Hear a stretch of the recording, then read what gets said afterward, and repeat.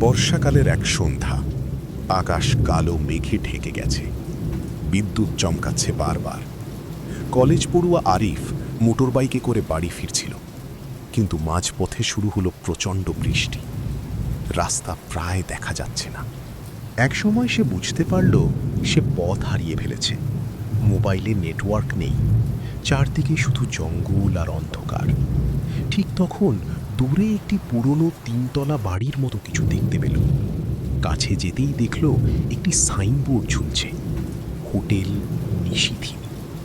বোর্ডটি পুরনো, মরিচা ধরা, তবুও ভেতরে কয়েকটি আলো জ্বলছে। আরিফ ভাবল রাতটা এখানেই কাটিয়ে সকালে বের হবে। ভেতরে ঢুকতেই সে অবাক হলো। হোটেলটি বাইরে যত পুরনো দেখাচ্ছিল, ভেতরে ততটাই পরিষ্কার। রিসেপশনে একজন বৃদ্ধ বসেছিলেন। তিনি ধীরে মাথা তুলে বললেন, রুম লাগবে? হ্যাঁ। বৃদ্ধ হাসলেন। এক রাত? হ্যাঁ। বৃদ্ধ একটি চাবি এগিয়ে দিলেন। 307 নম্বর রুম। আরিফ লক্ষ্য করল পুরো লবিতে অদ্ভুত নীরবতা। কোনো অতিথির শব্দ নেই, কোনো কর্মচারীও নেই, শুধু দেয়ালে ঝুলন্ত একটি বড় ঘড়ির টিকটিক শব্দ। আরিফ সিঁড়ি বেয়ে ওপরে উঠল। তৃতীয় তলায় পৌঁছে তার গা শিউরে উঠল। পুরো করিডোর ফাঁকা। লম্বা করিডোরের শেষে শুধু তার রুম, 307। রুমে ঢুকে দরজা বন্ধ করতেই স্বস্তি পেল। বিছানা, টেবিল, আলমারি সব স্বাভাবিক। কিছুক্ষণ পর ক্লান্ত হয়ে ঘুমিয়ে পড়ল। রাত প্রায় 2টা। হঠাৎ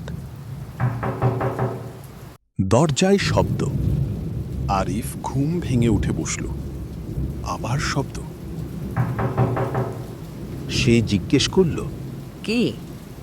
কোনো উত্তর নেই। দরজা খুলে বাইরে তাকালো, কেউ নেই। করিডোর সম্পূর্ণ খালি। সে ফিরে এসে দরজা বন্ধ করল, কিন্তু এবার জানালার বাইরে কারো হাসির শব্দ ভেসে এলো। সে পর্দা সরিয়ে বাইরে তাকালো। 3য় তলা। জানালার বাইরে দাঁড়ানোর কোনো জায়গাই নেই। তবুও মনে হলো কেউ যেন অন্ধকারে তাকিয়ে আছে। আরিফ দ্রুত পর্দা টেনে দিল।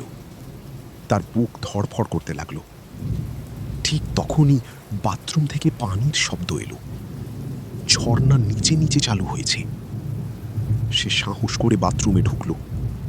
কেউ নেই, কিন্তু আয়নায় কুয়াশার মতো ভেজা কাচের উপর একটি লেখা ফুটে উঠেছে, চলে যাও।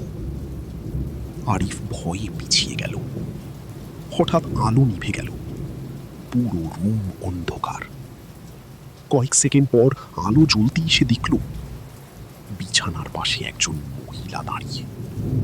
লম্বা কালো চুল, সাদা পোশাক, মুখ দেখা যাচ্ছে না। আরিফ চিৎকার করে উঠল। চোখ বন্ধ করে আবার খুলল। কেউ নেই। সকাল পর্যন্ত সে আর ঘুমাতে পারল না। ভোর হতেই নিচে নেমে রিসেপশনে গেল, কিন্তু সেখানে কেউ নেই। বৃদ্ধ মানুষটিও নেই। পুরো হোটেল খালি। ধুলো জমে আছে চারদিকে। মনে হচ্ছে বহু বছর ধরে এখানে কেউ আসেনি। আরিফ হতবাক। সে দ্রুত বাইরে বেরিয়ে গেল। হোটেলের সামনে একটি চায়ের দোকান দেখতে পেল। দোকানদারকে হোটেলের কথা জিজ্ঞেস করতেই লোকটির মুখ ফ্যাকাশে হয়ে গেল। আপনি ওখানে রাত কাটিয়েছেন?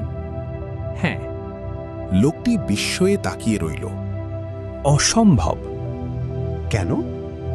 লোকটি ধীরে বলল, হোটেল নিশিথিনী 15 বছর আগে আগুনে পুড়ে গিয়েছিল। আরিফের শরীর ঠান্ডা হয়ে গেল। কি বলছেন? সেই আগুনে মালিক, কর্মচারী আর অনেক অতিথি মারা যায়। তারপর থেকে কেউ ওখানে থাকে না। আরিফ পেছনে তাকালো, কিন্তু যেখানে হোটেলটি ছিল সেখানে এখন শুধু পোড়া ধ্বংসাবশেষ। কালো দেয়ালের কিছু অংশ দাঁড়িয়ে আছে, আর কিছু নয়। সে বিশ্বাসই করতে পারছিল না। ঠিক তখন তার পকেটে থাকা 307 নম্বর রুমের চাবিটি নিচে পড়ে গেল। চাবিটি দেখে দোকানদারের মুখ সাদা হয়ে গেল। এটা কি হয়েছে? এই চাবিটা আগুনের পর আর কখনো পাওয়া যায়নি। আরিফ কাঁপতে লাগল। সেদিনের পর সে আর কখনো সেই জায়গায় ফিরে যায়নি। তবে আজও স্থানীয় লোকেরা বলে, ঝড় বৃষ্টির রাতে দূর থেকে কখনো কখনো পোড়া হোটেলটিতে আলো জ্বলতে দেখা যায়, আর গভীর রাতে নাকি শোনা যায় কেউ যেন এখনো ৩০৭ নম্বর রুমের দরজায় কড়া নাড়ছে। এমন আরও ভয়ের গল্প শুনতে চ্যানেলটি সাবস্ক্রাইব করুন।